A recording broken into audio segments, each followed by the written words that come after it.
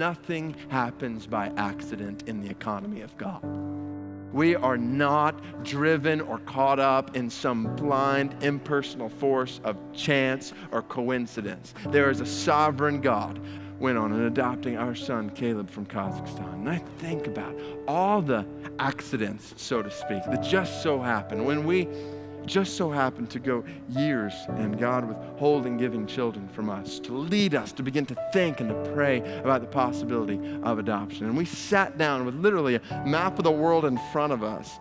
Do we adopt from here domestically? Do we adopt internationally? If internationally, where do we adopt from? And we began to research different countries, and we come across Kazakhstan. I didn't even know where Kazakhstan was. I'm not sure I even knew Kazakhstan was, like that it existed. I'm not sure what I knew about it, but all of a sudden we find ourselves looking at the possibility of adopting a child from Kazakhstan, and as our hearts and our minds are drawn toward Kazakhstan, it just so happened that right up the street from where we were living was an agency, an adoption agency that specialized in adoptions from Kazakhstan. Like they knew it existed as well. And it just so happened that we were living right down the road from them because it just so happened a hurricane had come and taken our house underwater in New Orleans. So, okay, all of a sudden they're sending us information and we're sending in an application. And thus begins a paperwork process of trying to fill out this and that, going through every conceivable government agency there is to try to show that we can have a child, and getting caught up at this moment, getting stalled at this moment and wondering why is this happening until 14 months later.